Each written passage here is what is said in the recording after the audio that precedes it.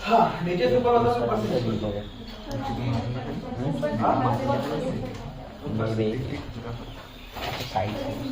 देखो इधर बहुत ही इजी फंक्शनिंग है, मेल जैसा ही है। देखिए सभी ध्यान सब लोग ध्यान करो। जैसे आपके मेल रिप्रोडक्टिव ऑर्गन में पेयर ऑफ टेस्टिस था, यहाँ पे क्या है आपका पेयर ऑफ ओवरी।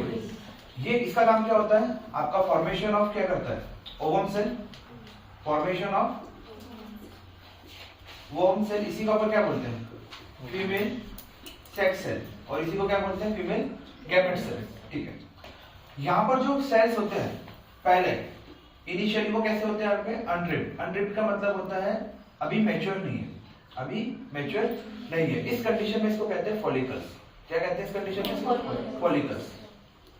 तो आपके पास हजारों फॉलिकल्स हैं अनड्राइव्ड स्टेट में। अब ये मैच्योर होना कब चालू करते हैं, जब आप प्यूबर्टी की एज में आते हो। जब आप कहां पर आते हो, प्यूबर्टी की एज में। जब तक आप प्यूबर्टी की एज में आओगे ये फॉलिकल्स आपके डेवलप होना चालू नहीं होते। इनिशियली कैसे हैं आपके अनब्रेक्ड फॉर्म में। कब रहते हैं, इनिशियली जैसे आपका बर्थ हुआ वैसे ही फॉलिकल्स आपकी बॉडी के अंदर प्रेजेंट रहते हैं। अलग से ऐसा नहीं कि 14 की एज में आने के बाद डेवलप होंगे।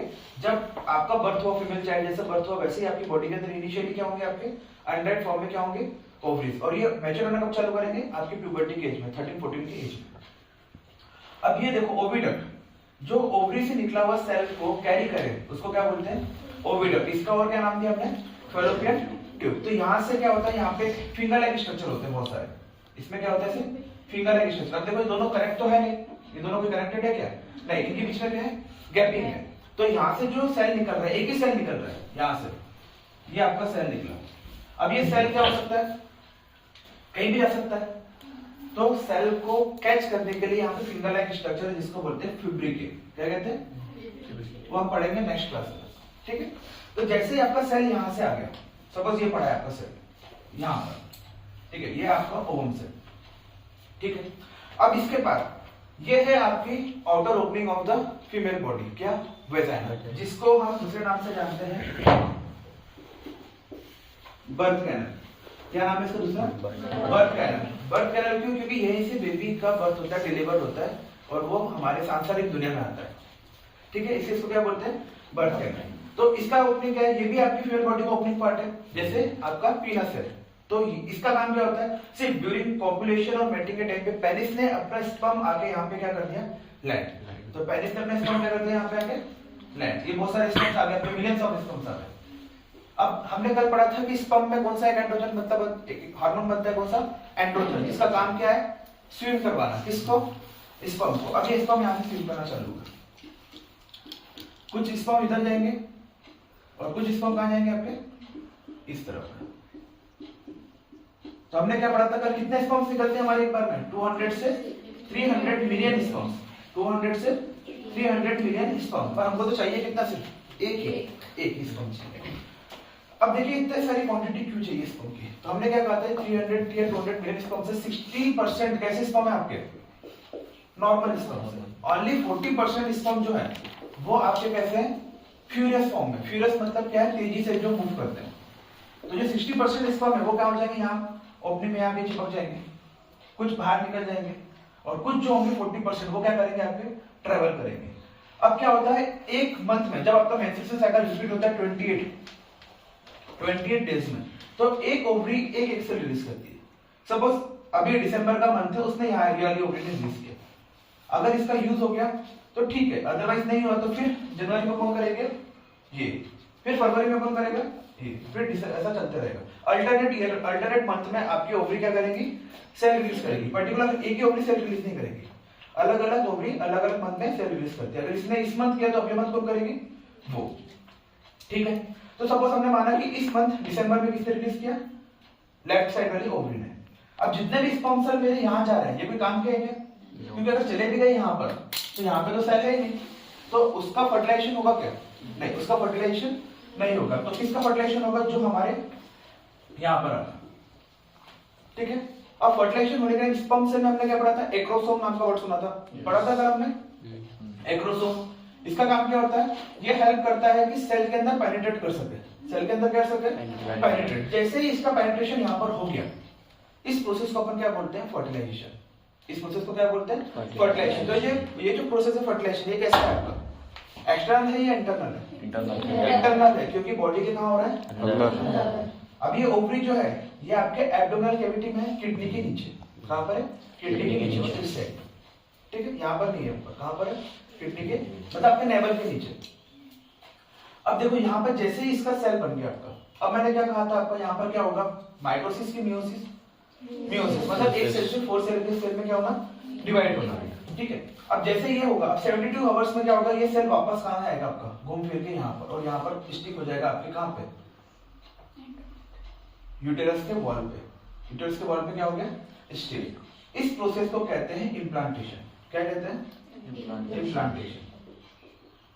The embedded of zygote within the uterus wall is called implantation। इससे क्या होगा, क्योंकि उसको नरिशमेंट इसी वॉल से मिलने वाली है, जिसको हम बोलते हैं प्लेसेंटा, जिसको हम क्या बोलते हैं, प्लेसेंटा।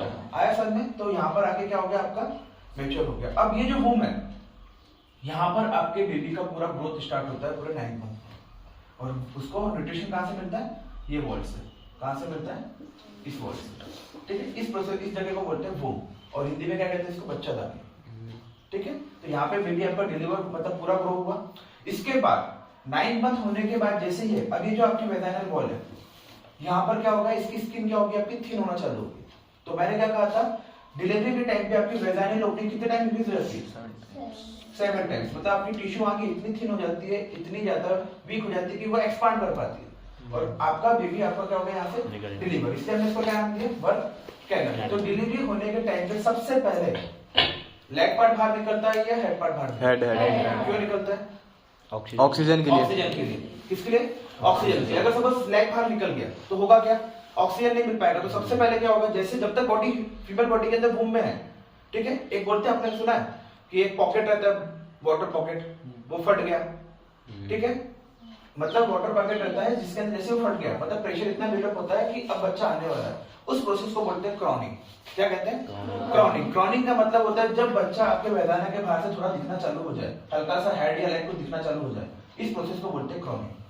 तो जब तक की डिलीवरी स्टार्ट है, जब तक क्रॉनिंग ना हो, दर्द ना हो और क्या ना हो, क्रॉनिंग। तो सपोज बच्चा अगर घूमते फिरते तो यहाँ पे सर्कल मोशन करेगा ना, क्लॉकवाइज या एंटी क्लॉकवाइज। सपोज उसका सिर यहाँ पर है, पहले यहाँ पर है, तो क्रॉनिंग हो रहा है क्या, नहीं। क्रॉनिंग होगा मतलब या तो लेग दिखेगा या तो क्या दिखेगा, हेड। जैसे हेड थोड़ा सा बाहर आ गया तो क्रॉनिंग प्रोसेस क्या होगी आपकी, स्टार्ट। अब डॉक्टर बोलेगा कि हाँ अब हम डिलीवरी कर सकते हैं, अब हम क्या करेंगे, डिलीवरी कर सकते हैं। तो जैसे ही आपका हेड यहाँ पर आया, और अगर सपोज लेग बाहर आया, तो क्या करेंगे, डॉक्टर आपके स्टमक को, यहाँ पे स्टमक है आपका ऐसा, बेबी यहाँ पर है, इसको क्लॉकवाइज डायरेक्शन में घुमा घुमा के और सोनोग्राफी मशीन में देख देख के क्या करेगा, हेड का डायरेक्शन अगर ऊपर है तो उसको कहाँ लेके आएगा, नीचे। और अगर क्या होता है, कभी कभी बच्चा घूमते घूमते उसकी फैलोपियन ट्यूब जो रहती है ना, और जो उसकी एम्बेडिकल कॉर्ड रहती है, वो गले में फंस जाती है, तो उससे चोकिंग हो जाती है और उससे डेथ भी हो सकता है बच्चे का।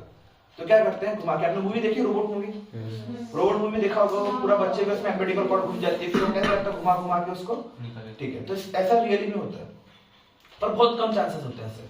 तो जैसे क्रॉनिंग अपनी स्टार्ट हुई, अब क्या, जैसे वो वाटर बैग फटा, उसको क्या चाहिए आपको, ऑक्सीजन। उसको क्या चाहिए, ऑक्सीजन। ऑक्सीजन चाहिए। वैसे ही इसका हेड बाहर निकला, बच्चे ने ऑक्सीजन लेना चालू हुआ, और आपका फिर लेग निकल के एम्बेडिकल कॉर्ड को दोनों से पकड़ के सीधे से कट दिया। अब इसमें एक चीज है, अगर बच्चे ने रोया नहीं या सांस नहीं ले पाए, तो क्या करते हैं, हम एयर ब्लो करवाते हैं उसके माउथ में, उसकी पीठ को क्या करते हैं, रब करते हैं, ठीक है।